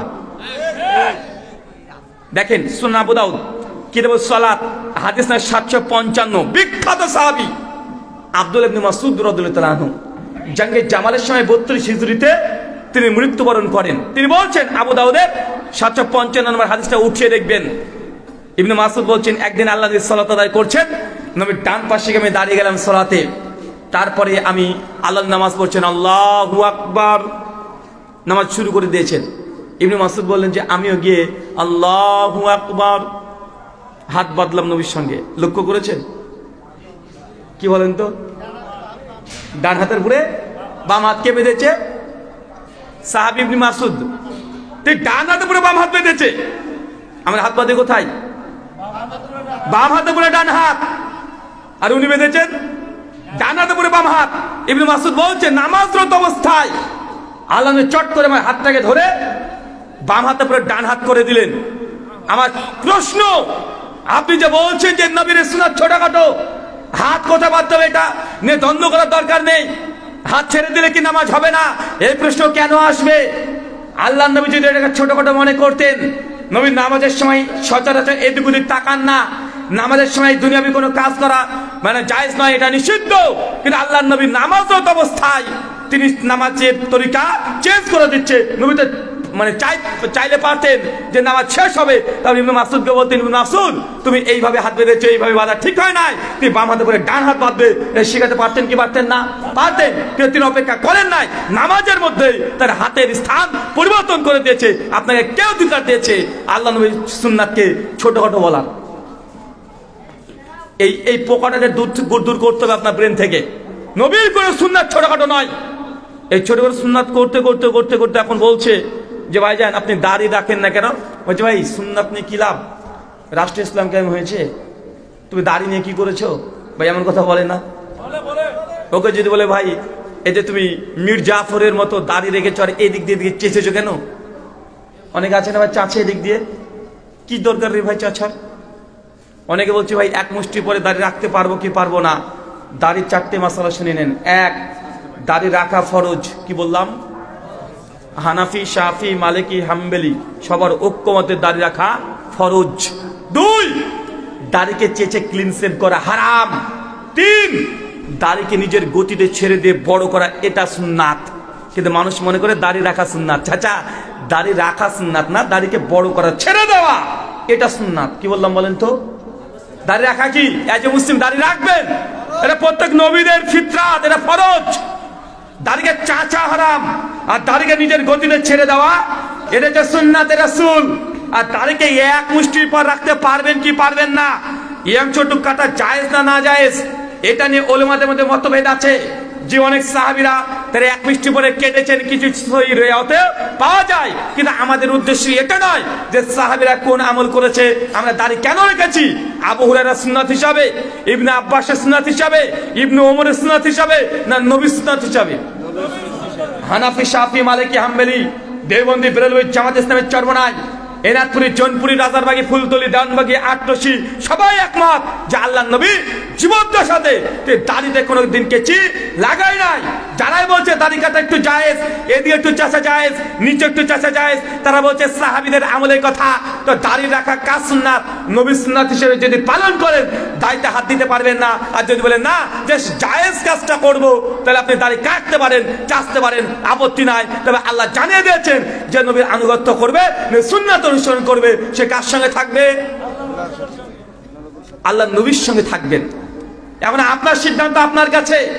আর দ্বিতীয়ত বিষয়, আল্লাহ নবীর কোন সুন্নাতকে ছোট করে বলবেন না। ছোট করে সুন্নাত বলা মানে নবীর আদর্শকে লঙ্ঘন করে দেওয়া, চলে যাওয়া। আল্লাহ সুবহানাহু ওয়া তাআলা তুমি আমাদেরকে বোঝার তৌফিক দান করে চলে পড়ি, আমিন। মনে রাখবেন আর একটা তৃতীয় নম্বর বিষয়, পবিত্র কোরআনুল কারীম সূরা বনী ইসরাঈল 17 আয়াত নম্বর 71 আল্লাহ জানাচ্ছেন ইয়াউমা নাদু কুল্লা উনাসিন বিইমামিহিম, কিয়ামতের মাঠে প্রত্যেক মানুষকে, দুনিয়াতে আপনি যাকে নেতা হিসেবে মেনে চলেছেন, হাশরের মাঠ আপনার তার সঙ্গে হবে। দুনিয়াতে যাকে নেতা মেনেছেন, যে চরমনে পীর সাহেবকে নেতা মানেন, কিয়ামতের মাঠে চরমনে পীরের পেছনে উঠবেন। বুঝতে পারলেন না মনে হয়? যদি চরমনায় পীরের সাহেবকে যদি মনে করেন যে তার আনুগত্য করছেন, হাশরের মাঠ আপনার তার সঙ্গেই হবে। যদি আপনি যাকেই, যে কোনো জায়গার মানুষকে যদি আপনি আনুগত্য করেন, তার আদর্শকে গ্রহণ করেন, হাশর তার সঙ্গে হবে। আপনি জেনে রাখেন, আমি ভাইদের কাছ থেকে ক্ষমা চেয়ে একটা মিসাল দিচ্ছি, মনে রাখবেন। একজন আহলে হাদিস বাচ্চা ছেলেকে যদি প্রশ্ন করেন যে ভাই নামাজের জোরে আমিন কেন বললেন, ওনার উত্তর কি হবে? কথা বলেন। আরে আল্লাহ নবী বলতে বলেছে, সাহাবীরা বলেছে, নবী আদেশ করেছে। সহিহ বুখারী হাদিস 780 আল্লাহ নবী জানিয়েছেন, যখন ইমাম সাহেব গায়রিল মাগদুবি আলাইহিম ওয়ালাদ-দাল্লিন বলতে বলবে, ফাকাল আমিন, তোমরা আমিন বলো। আল্লাহ নবী বলতে বলেছেন, তাই আমরা বলেছি। সুনান তিরমিজি 248 নম্বর হাদিস, আল্লাহ নবী বলেছেন মাদ্দা বিয়া সাউতিহা ওয়া রাফা বিয়া সাউতিহা, যখন আমিন বলবে তখন এই মাদটাকে উঁচু করে বলো এবং একটু টান দিয়ে বলো আমিন, এই কোয়ালিটি ভাবে বলো। আল্লাহর জবাব এটাই, যেমন নবী বলতে বলেছে তাই আমি বলেছি। মাফ করবেন, একজন হানাফি ভাইকে জিজ্ঞাসা করেন, ভাই আপনি আস্তে আমিন কেন বললেন? কি বলে? ভাই আমাদের মাযহাবে আছে আস্তে বলা। সাধারণ আমজনতার উত্তর এটা। একটু আলেম শ্রেণীর যদি হয়, উনি বলবেন যে ইমাম আবু হানিফা রাহিমাহুল্লাহ, তার ইজতিহাদ, তার সিদ্ধান্ত, তার ফতোয়া যে আস্তে আমিন বলতে হবে। তার মানে আপনি মানলেন কাকে? ইমাম আবু হানিফা রাহিমাহুল্লাহকে। আহলে হাদিসরা কাকে মেনেছে? কোরআনের এই আয়াতের আলোকে হানাফি ভাইরা, আমি বলি না যে জাহান্নামে যাবে, ওরাও জান্নাতে যাবে। তুমি থাকবে কার সঙ্গে? ইমাম আবু হানিফার সঙ্গে। আহলে হাদিস থাকবে কার সঙ্গে? নবীর সঙ্গে। কেন? কারণ আমরা তো নবীর প্রেমিক। নবী আমল করতে বলেছে তাই করি, আর তুমি বলেছো তোমার ইমাম সাহেব বলেছে তাই করে, তাই তুমি করেছো। তুমি ইমামকে প্রাধান্য দিয়েছো, আমি নবীর আমলকে হুবহু আমল করেছি। অতএব জান্নাতে তুমি হলেও জেনে রাখবে, আহলে হাদিসরা যে কোয়ালিটির জান্নাত ভোগ করবে, ওই কোয়ালিটির জান্নাত তোমার দ্বারা ভোগ করা সম্ভব নয়। কারণ মাঝখানে তুমি একটা ভায়া মাধ্যম ধরেছো। ধরেছে কি ধরে নাই? ধরেছে। আপনাকে আর একটা উদাহরণ দিয়ে বুঝতে পারবেন। আমল এক, জান্নাত ভাগ হয়ে যাবে। একই আমল। আপনাদের বাংলাদেশের শাফি মাযহাব আছে? আমার জানা মতে নাই। শাফি বা হাম্বলিরা নাই। আর ইন্ডিয়ার কেরালাতে অনেকগুলো আছে। সৌদি আরবে চলে যাবেন, অনেক পেয়ে যাবেন। মালয়েশিয়াতে পাবেন। বলেন তো, হাম্বলি শাফিরা জোরামিন বলে না? আহলে হাদিসরা বলে। দুজন আমল এক না? এক না? হাম্বলি থেকে জিজ্ঞাসা করেন, শাফি থেকে জিজ্ঞাসা করেন, আমিন জোরে তুই কেন বললি? বলবে আমাদের মাযহাবে আছে তাই, আমাদের ইমাম এই ফতোয়া দিয়েছে তাই। ভাই বলে কি বলে না? আল্লাহকে জিজ্ঞাসা করবেন, বলে নবী বলতে বলেছে তাই। তো দুজনের আমল এক, কিন্তু আকীদার ভিন্নতা করা থাকার কারণে জান্নাতের ভাগ হবে কি হবে না? যারা আল্লাহ আল্লাহ নবীর আনুগত্য করবে, যে যার আনুগত্য করবে কিয়ামতের মাঠে সে তার সঙ্গে থাকবে। বাংলার মুসলমান বুঝে নাই যে আল্লাহর নবীর উম্মত যে আপনি কত গর্বিত। আল্লাহর নবী মানে আপনি বুঝতে পারছেন না, কিয়ামতের মাঠে সমস্ত নবীরা যখন নিজেদের ব্যাপারে নিজেরাই সন্দেহাতীত থাকবে, সেই সময় আল্লাহর নবী মুহাম্মদ সাল্লাল্লাহু আলাইহি ওয়াসাল্লাম উম্মতের জন্য তিনি শাফাত করবে। আপনি কোন পীরের কাছে গিয়ে বসে আছেন, পীর নিজেই জানে না সে জান্নাত যাবে না জাহান্নাম যাবে। নবীরা যে সময়তে চিন্তিত থাকবে, শেখ আব্দুর রাজ্জাক বিন ইউসুফ এই কথা বলেছিল। তাই কিছু মানুষ বলছে, আরে বাপ রে বাপ, নবীরা চিন্তিত থাকবে। আরে এই কথা তো স্বয়ং তাজকিয়াতুল আউলিয়ার মধ্যে পরিষ্কারভাবে বাইজিদ বুস্তামির জীবনীতে আলোচনা করতে গিয়ে লিখছেন যে কিয়ামতের মাঠে সমস্ত নবীরা যখন একদম ছুটে ছুটে আসবে উম্মতদেরকে নিয়ে, ওই সময় বাইজিদ বুস্তামি পতাকা নিয়ে আসবে। তো তাদের গ্রন্থ রচনা করে রেখে দিয়েছে, সেটা আব্দুর রাজ্জাক বিন ইউসুফের উপরে তারা অভিযোগ করছে। চলেন সহিহ বুখারী হাদিস নাম্বার ৭২০৫, আল্লাহ নবী বলছেন কিয়ামতের মাঠে প্রথম যার কবর ফেটে উত্থিত হবে তিনি কে বলেন তো? কোন নবী? কোন নবী বলেন? আমাদের সর্বশেষ নবী মুহাম্মদ সাল্লাল্লাহু আলাইহি ওয়াসাল্লাম। প্রথম যার হিসাব হবে কোন নবীর? এই উম্মতে মুহাম্মাদি। আপনি অবাক হবেন, মুসনাদে আবি ইয়ালা এবং মুসনাদে আহমদের মধ্যে হাদিস আসছে, প্রত্যেক নবী আল্লাহ নবীর সামনে যখন আসছে তাদের জামাত নিয়ে, আল্লাহ তাকিয়ে দেখছে কিছু নবী আছে তার পেছনে 100 উম্মত, কিছু নবী আছে তার পেছনে মাত্র 50 জন, কিছু নবী আছে তার পেছনে মাত্র দেখছে 10 জন, আর কিছু নবী আছে তার পেছনে কোনো উম্মতি নাই, কেউ নাই। নূহ আলাইহিস সালাম 1টা বছর নয়, 2টা বছর নয়, 950 বছর দাওয়াত দিয়েছে। কত বছর? 950 বছর দাওয়াত দিয়েছে। মুফাসসিররা বলছে 40 জন, 45 জন, 50 জন, 100 জন মতো নবী নূহের উম্মত ছিল। দাওয়াত দিয়েছে কত বছর? 950 বছর। আল্লাহ নবী বলছেন কিয়ামতের মাঠে আমি তোমাদেরকে নিয়ে গর্ববোধ করব, কারণ আমার উম্মত কিয়ামতের মাঠে সব চাইতে বেশি হবে। আপনি কোন পীরের কাছে ছুটছেন? সহিহ বুখারী উক্ত হাদিসে নবী বলছেন যখন আল্লাহ সুবহানাহু ওয়া তাআলা কিয়ামত সংঘটিত করবেন, সমস্ত নবীরা সিজদারত অবস্থায় থাকবেন। আল্লাহ যখন তাদেরকে উত্থিত করবেন, নবী আদম আলাইহিস সালামের উম্মত কম, তার সবাই নবী আদমের দিকে ছুটে চলে যাবে, যে বলবে ইয়া আদম আলাইহিস সালাম, আপনি পৃথিবীর প্রথম মানুষ, আল্লাহ আপনাকে নিজ হাত দিয়ে তৈরি করেছে, দুনিয়ার সমস্ত জ্ঞান আল্লাহ আপনাকে দিয়েছে। আজকে আমাদের কি হয়? আজকে আমাদেরকে একটু জান্নাতে যাওয়ার জন্য আপনি সুপারিশ করেন। নবী আদম আলাইহিস সালাম নিজে ওজর পেশ করে বলবে যে আজকে আমার কি হয়? আমি কিয়ামত সেই দিন দুনিয়াতে আল্লাহ সুবহানাহু ওয়া তাআলা আমাকে গাছে গাছে যেতে নিষেধ করেছিল, আমি গিয়েছিলাম। আজকে আল্লাহ যদি আমাকে প্রশ্ন করে আমার কি হয়, আমি শাফাত করতে পারবো না। তোমরা নূহের কাছে চলে যাও। মানুষ সবাই ছুটে ছুটে নূহের কাছে আসবে। নূহ নবী তখন বলবে যে আজকে আমার কি হয়, কারণ আমি আমার সন্তান কেনানকে, আল্লাহকে বলেছি আল্লাহ আমার সন্তান কেনানকে তুমি নৌকাতে চাপার অধিকার দাও, অনুমতি দাও। আমি ভুল করে আল্লাহর কাছে এই দোয়াটা করেছিলাম, আল্লাহ হয়তো এই জন্য তুই রেগে থাকতে পারে, আজকে আমি তোমার জন্য সুপারিশ করতে পারবো না। নবী নূহ তখন বলবে নবী ইব্রাহিমের কাছে যাও। সবাই মিলে নবী ইব্রাহিমের কাছে ছুটে যাবে। আবুল আম্বিয়া, সমস্ত নবীদের পিতা, নবী ইব্রাহিম একই কথা বলবেন যে আজকে আমি এই কাজের জন্য যোগ্য নই, আমি তোমাদের শাফাত করতে পারবো না আজকে, কারণ আমিও জীবনে 3টে তাওরিয়া করেছিলাম। আমাকে যখন জিজ্ঞাসা করেছিল যে এটা তোমার কে, আমি বলেছিলাম বোন, অথচ ওটা আমার স্ত্রী ছিল, আমি তাওরিয়া করেছি। আজকে আমি এই দিনে আল্লাহ সুবহানাহু ওয়া তাআলা যদি আমাকে জিজ্ঞাসা করে আমি নিজেই কি জবাব দেবো সেটা নিয়ে টেনশনে আছি। তোমরা সবাই ছুটে যাও নবী ঈশার কাছে। ঈশা নবী একই কথা বলবে। সবাই শেষে গিয়ে দেখবি আল্লাহ নবী মুহাম্মদ সাল্লাল্লাহু আলাইহি ওয়াসাল্লাম সিজদারত অবস্থায় আল্লাহ নবী লুটিয়ে পড়ে আছে, আর কাঁদো কাঁদো কণ্ঠে বলছে ইয়া উম্মতি, ইয়া উম্মতি, ইয়া উম্মতি, হে আল্লাহ আজকে আমার উম্মতের কি হবে, আজকে আমার উম্মতের কি হবে। ভাইজান আপনি বুঝতে পারছেন না, আপনি পীরের কাছে চলে গেছেন, মাজারে চলে গেছেন, কিন্তু আপনার নবী কিয়ামতের মাঠে আপনার জন্য কাঁদবে। অন্য নবীরা তার উম্মতের সঙ্গে সম্পর্ক ছিন্ন করার জন্য তারা প্রস্তুতি নিয়ে নিয়েছে, একমাত্র আল্লাহ নবী তার উম্মতকে নিয়ে চিন্তিত আছে। আপনি পীরের দরবারে গরু ছাগল দিচ্ছেন, আপনি এখন আল্লাহ নবীকে চিনতে পারেননি, এখনো চিনতে পারেন নাই। মিশকাত হাদিস নাম্বার 200-194, সুনান দারিমি 435, কালবানী সনদ হাসান বলেছেন শেখ সোহেব আর নসরত দুর্বলতা প্রকাশ করেছেন। আল্লাহ নবী একদিন বসে আছেন, ওমর বিন খাত্তাব তিনিও বসে আছেন, আবু বকর রাদিয়াল্লাহু আনহু তিনিও বসে আছেন, তিনজন শ্রেষ্ঠ মানুষ বসে আছেন। ওমর বিন খাত্তাব তাওরাতের একটা কপি, একটা পৃষ্ঠা নিয়ে এসে আল্লাহ নবীর সামনে পড়তে শুরু করেছেন। যখনই আল্লাহ নবীর সামনে ওমর বিন খাত্তাব তাওরাত পড়ছে, বলেন তো তাওরাত কি? তাওরাত কি? আসমানি কিতাব। কোন নবীর উপরে অবতীর্ণ হয়েছে? নবী মুসার উপরে। আল্লাহর কিতাব কে পড়ছে? ওমর ইবনে খাত্তাব। যত পড়ে আল্লাহ তত রেগে যায়। ওমর বিন খাত্তাব আরো পড়ে, নবী আরো রেগে যায়। আবু বকর চট করে দাঁড়িয়ে তখন বলছে, ওমর তুই তাওরাত পড়ছো?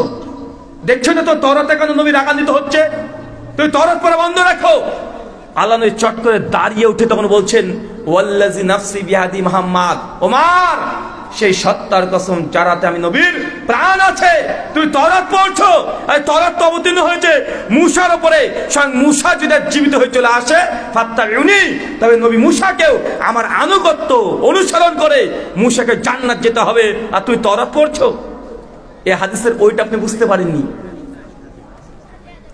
এই হাদিসের ওইটা আপনি বুঝতে পারেন নাই।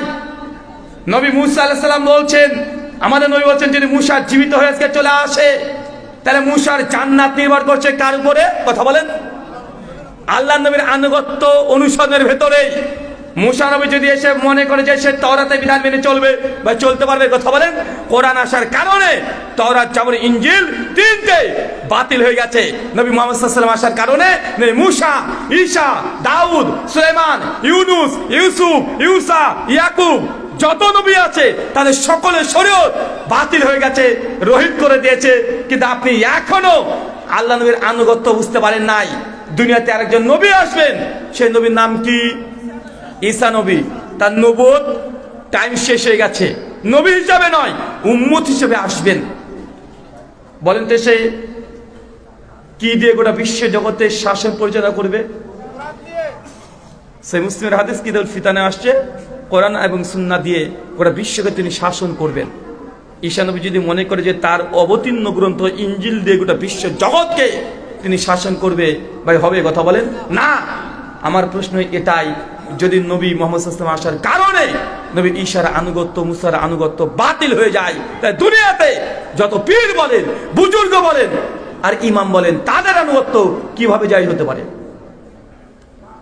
আল্লাহ সুবহানাহু ওয়া তাআলা তুমি আমাদেরকে নবীর প্রত্যেকটা সুন্নাতের উপর আমল করার তৌফিক দান করো। সকলে পড়ি আমিন। 2 নম্বর আমল, সুনান আবু দাউদ 1320 নম্বর হাদিস। আল্লাহ নবী সাধারণত সুন্নাত নফল নামাজ কোথায় পড়তেন? বাড়িতে পড়তেন। তাহাজ্জুদের নামাজ কোথায় পড়তেন? বাড়িতে পড়তেন। তো আল্লাহ নবী যে তাহাজ্জুদের নামাজ বাড়িতে পড়েন, সাহাবীরা তো নবী কিভাবে রাত্রি জাগরণ করে এটা জানতেন না, কারণ তাহাজ্জুদের নামাজ তো বাড়িতে পড়ছে। তো অনেক সময় তো অনেক সাহাবীরা নবীর ইবাদত জানার জন্য নবীর সঙ্গে রাত্রিবেলাতে কাটাতেন। একজন সাহাবী এসে আল্লাহ নবীকে বলছেন, রাসূলুল্লাহ আজকে রাত্রিবেলাতে আপনার সঙ্গে থাকতে চাই, আপনার ইবাদতকে আমি দেখতে চাই। আল্লাহ নবী তাকে সঙ্গী করে নিয়েছেন। তা আল্লাহ যখন তাহাজ্জুদের জন্য উঠেছেন, সেই সময় আল্লাহ নবীকে ওই অজুর পানি এগিয়ে দেওয়া, এটা করেছে টাওয়াল দেওয়া, নবীর প্রত্যেকটা কাজ সেই রাত্রিতে ওই সাহাবী এই শেষে করে দিচ্ছে। আল্লাহ নবী তাহাজ্জুদের সালাত আদায় করার পরে সেই সাহাবীকে জিজ্ঞাসা করছে যে বলো তুমি কি চাও? কি চাও তুমি? তুমি যে আমার খেদমত করেছো, আমি তোমার এই খেদমতে খুশি হয়েছি, তুমি কি চাও? ওই সময় ডাইরেক্ট আল্লাহ নবীকে বলছে, রাসূলুল্লাহ আমি জান্নাত আপনার সঙ্গে থাকতে চাই। কি চাই বলেন তো? জান্নাতে কি চাই? নবীর সঙ্গে থাকতে চাই। বলেন তো আপনাকে যদি বলতো যে আপনি কি চান, আপনি কি বলতেন? আপনার যদি আমি এখন বলি যে আপনি বলেন তো কি চান, আপনি কি বলবেন? ভাই একটা সেলফি দেন, ভাই আপনার মোবাইলটা দিয়ে দেন। বা সেই সময় সাহাবীদের বলা উচিত ছিল, আল্লাহ নবী আমি তো খুব গরিব মানুষ, আমাকে 2 বিঘা ওই খেজুর বাগানটা দিয়ে দেন বা 10খানা উট দিয়ে দেন। চাইতে পারতো তো। সাহাবী কিছু না চেয়ে বলছে, রাসূলুল্লাহ জান্নাতে আপনার সঙ্গে সঙ্গী হতে চাই। আল্লাহ নবী তার কথা শুনে বলছে যে ডাইরেক্ট জান্নাত মানে কেউ যদি নবীর সঙ্গী হয়ে যায়, ভাই বলেন তো তার আর কোনো ভয় আছে? তার আর কোনো চিন্তা আছে? না কবরে ভয় থাকবে, না কিয়ামতের মাঠে ভয় থাকবে, না পুলসিরাতে ভয় থাকবে, কোনো জায়গায় ভয় নাই। ডাইরেক্ট বলছে তুমি আপনার সঙ্গে থাকতে চাই। আল্লাহ প্রশ্ন করছে আবার, আচ্ছা ঠিক আছে আর কি চাও বলো? কোনো কথা নাই, ডাইরেক্ট আবার বলছে নবী আমি আপনার সঙ্গে থাকতেই চাই। 3 বার। আরে আর কি চাও? বলছে ইয়া রাসূলুল্লাহ আমি জান্নাত আপনার সাথে থাকতে চাই, আর কিছু চাই না। আল্লাহ নবী তখন বললেন যে সত্যি যদি তুমি এমনটা চাও তাহলে প্রত্যেক রাত্রিবেলাতে তুই সিজদাতে পড়ে থাকো। ইমাম হাজার ফাতুল বারীর মধ্যে হাদিস নিয়ে এসে আলোচনা করে বলছেন এই হাদিসের অর্থ হচ্ছে তাহাজ্জুদের সালাতে দাঁড়িয়ে যাও। তাহাজ্জুদ যে যত বেশি পড়বে, যার যত বেশি তাহাজ্জুদ হবে আমলে থাকবে, সে নবীর তত নিকটবর্তী হয়ে যাবে। কথা বুঝতে পারলেন না মনে হয়? নবীর সঙ্গে হতে চান এবার? আজকে হাদিস শোনার পরে তাহাজ্জুদ আর মিস করা যাবে না, তাহাজ্জুদ পড়তে হবে। চাইলে 2 রাকাত, সম্ভব যদি না হয় 2 রাকাত আপনার নামাজ তাহাজ্জুদে পড়তে হবে, মিস করা যাবে না। যে নবীর সঙ্গী হতে চান, দুনিয়াতে নবীর সঙ্গী হতে পারেন নাই, ইনশাআল্লাহ জান্নাতে আল্লাহ এই আমলগুলো করে নবীর সঙ্গী হিসাবে আমাদের প্রত্যেককে কবুল করে না। সকলে বলি আমিন। তাহাজ্জুদের ফজিলত অনেক অনেক আছে, অনেক আছে। মুস্তাদ আহমদ হাদিস নম্বর 8216 সনদ হাসান। ওমর বিন খাত্তাব বসে আছেন, আল্লাহ নবী বসে আছেন। একজন অপরিচিত সাহাবী এসে আল্লাহ নবীকে বলছেন, ইয়া রাসূলুল্লাহ আমি মদিনার একটা মেয়ের সঙ্গে আমার প্রেমের সম্পর্ক ছিল, তার সঙ্গে এমন কোনো কিছু নেই যে আমি করিনি। বুঝতে পারছেন? একটা ইয়াং ছেলে মেয়ে, মানে এমন কিছু নেই যে করিনি, শুধুমাত্র তার সঙ্গে ফিজিক্যাল রিলেশন, শারীরিক সম্পর্ক, এটা বাদ দিয়ে। যখন এই কথা বলেছে ওমর বিন খাত্তাব সে রেগে গেছেন। আর কি বলছো নবীর সামনে? তুমি গুনাহ করেছো, পাপ করেছো, নবীকে সে বলছো? তাকে ধমক দিতে শুরু করেছে। ওই সাহাবীর কথার কোনো উত্তর আল্লাহ নবী কোনো কথাই বললেন না। ওই সাহাবী হেঁটে চলে যাচ্ছেন। আল্লাহ নবী কিছুক্ষণ পর তাকে ডাকলেন, ডেকে বলছে তাই শোনো, আজকের পর থেকে রাত্রিবেলাতে আল্লাহর কাছে তাহাজ্জুদে দাঁড়িয়ে তুমি চোখের পানি ফেলতে থাকো। এই হাদিস থেকে মুহাদ্দিসগণ সিদ্ধান্ত দিচ্ছে জিনার কেউ যদি সঙ্গে লিপ্ত থাকে, কি বলেন তো, জিনা, ব্যভিচার, পাপাচার কেউ যদি লিপ্ত থাকে, তাহাজ্জুদ এমন সালাত যে সালাতে জিনার মতো মহাপাপ গুনাহ কাবিরা ধ্বংস করে দিতে পারে। তাহাজ্জুদ সালাতের এটা ফজিলত, সবচেয়ে বড় ফজিলত আপনি নবীর সঙ্গী হবেন। এর চাইতে বড় ফজিলত দুনিয়ার জমিনে, আসমানের জমিনে আর কিছু হতে পারে? কথা বলেন। 3 নম্বর আরেকটা আমল, সুনান তিরমিজি 2117 নম্বর হাদিস। আল্লাহ নবী বলছেন কেউ যদি এতিম সন্তান, এতিম বুঝেন? এতিম বুঝেন? যার বাপ মা মারা গেছে, এতিম, এতিম যদি প্রতিপালন করেন, নবী বলছেন সে আর আমি কিয়ামতের মাঠে থাকবো এই অবস্থায়। কি অবস্থায় বলেন তো? মানে এতটা পাশাপাশি থাকবে। এটা আপনার দায়িত্ব, আপনার কর্তব্য, জোর করে নয়। এলাকা থেকে ইয়াতিম আছে তাকে নিয়ে এসে হাত পা ধরে নিয়ে এসে তার খেদমত করা, তার পরিচর্যা করা, তাকে প্রতিপালন করা, বয়স যখন হবে তার বিবাহ দিয়ে দেওয়া, নিজের সন্তানের মতো ব্যবহার করা, এটা আপনার দায়িত্ব যদি আপনি নবীর সঙ্গে জান্নাতে থাকতে চান। বলেন তো কয়টা আমলের কথা বললাম? কয়টা বললাম? একজন চট করে দাঁড়িয়ে বলেন তো কি কি বললাম? কি রে ভাই, দেখেছেন? আরে গোটা বক্তব্য বলতে পারে না, জাস্ট 3টে আমলের কথা বললাম। 3টে আমল বলেন, কি কি বললাম? যে 3টে আমল করলে জান্নাত নবীর সঙ্গী হওয়া যায়। জোরে বলো। বাহ্যিক আমল কখন বললাম? না ভাই, একটু ভুল হয়ে গেছে তাহলে বুঝতে। নবীর সুন্নাতের অনুগত্য অনুসরণ করা, একটা নামাজ, রোজা, হজ, যাকাত, দান, সাদকা, বিবাহ, শাদী সবকিছু সুন্নাত মেনটেন করে করতে হবে। মানে নবীর সুন্নাত অনুসরণ করলে জান্নাত নবীর সঙ্গী হবেন। 2 তাহাজ্জুদের সালাত, মাশাআল্লাহ। 3 এতিম প্রতিপালন করা, করবো তো ইনশাআল্লাহ। এই 3টা আমল করবো। জাস্ট আমি ছোট ছোট আলোচনা এই জন্য করলাম যেন আপনার মনে থাকে। আলোচনা তো হাজার হাজার বক্তব্য ইউটিউবে পেয়ে যাবেন, নতুন কিছু না। আজকে আলোচনা থেকে 3টে জিনিস শিখতে পারলেন। কেউ যদি একজন আমল করে আর তার ডেস্টিনেশন যদি হয় নবীর সঙ্গে থাকতে চাই, ইনশাআল্লাহ আল্লাহ আমাদের 3টে আমল করে তুমি তৌফিক দাও, সকলে বলি আমিন। জান্নাত নবীর সঙ্গী হওয়া তৌফিক দাও, সকলে বলি আমিন। আমাদের মধ্যে যারা মৃত্যুবরণ করছে আল্লাহ তাদেরকে তুমি ক্ষমা করো, সকলে বলি আমিন। প্রশ্নোত্তর হবে না ছুটি?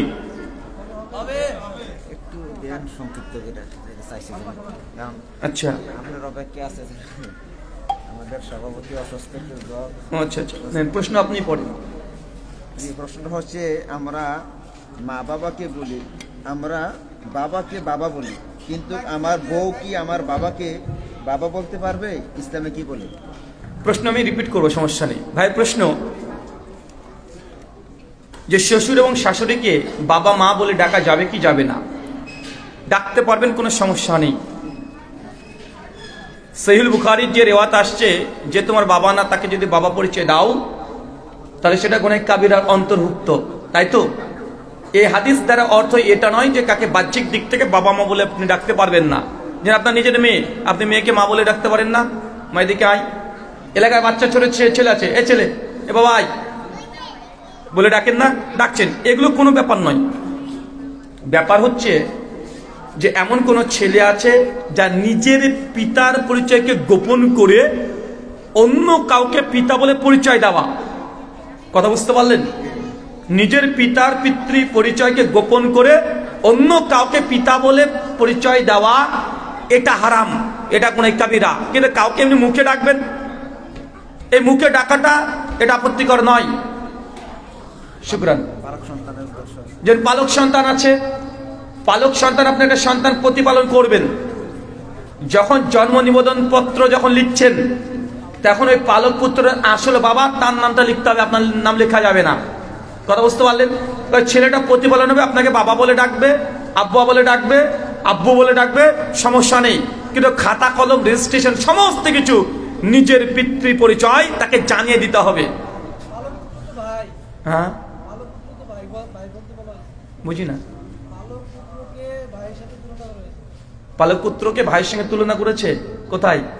ওটা দাসকে, ওটা দাস, দাসকে সহিহ বুখারীতে আছে যে তোমরা তাকে দাস বলো না, তাকে ভাই বলো। ওটা দাসকে, কি তো দাস, যুদ্ধে থেকে যেসব গনিমত আসে এবং দাস দাসী যেটা ছিল তাদেরকে ভাইয়ের সঙ্গে তুলনা করা হয়েছে। আর আল্লাহ নবী আলাইহিস সালামের পালক একজন পুত্র ছিল, তার নাম কি? জায়েদ। জায়েদ আল্লাহ নবীর সঙ্গে তার এমন একটা সম্পর্ক ছিল যে বাবা আর সন্তান। মুশরিক কাফেররা বলতো এরা মুহাম্মদের সন্তান। তখনই পবিত্র কোরআন সূরা হাজাবের 40 নম্বর আয়াত থেকে 47 নম্বর আয়াতগুলো অবতীর্ণ হয়ে যায়। তো এখানে কেন আপনাকে বলি যে পালক পুত্রের যখন নিয়ে আসছেন তখন নিজের পরিচয় কার্ডে লেখা যাবে না। এমন হতে পারে যে সন্তানকে নিয়ে এসেছেন তার বাপের নাম জানেন না, এরকম হতে পারে কি পারে না? তার বাপের নামই জানা নেই, তখন কি করতে হবে? ওই জন্ম নিবন্ধন পত্র থেকে শুরু করে সমস্ত কাগজপত্র লিখে দিতে হবে আপনার নাম, ব্যাকেটে পালক পিতা, তার অরিজিনাল পিতা নয়। কেন? এটা একটা ক্রাইম। দেখাচ্ছে আপনি এমন একজনকে নিয়ে আসলেন আপনার বাড়িতে, প্রতিপালন করলেন, বড় হলো, ঠিক আছে, বড় হয়ে গেল। এখন তার যদি পিতৃ পরিচয় গোপন থাকে, তার বাবাকে সে যদি না জানে, বড় হওয়ার পরে যদি বিবাহ দেখে তার নিজের আপন বোনের সঙ্গে হয়ে যেতে পারে কি পারে না? সম্ভাবনা আছে না নাই? আছে। এই জন্য তার নিজের আপন পিতার পরিচয় গোপন রাখা যাবে না, তাকে প্রকাশ করে দিতে হবে। শুকরান। সুদখোর ব্যক্তি মানব কল্যাণ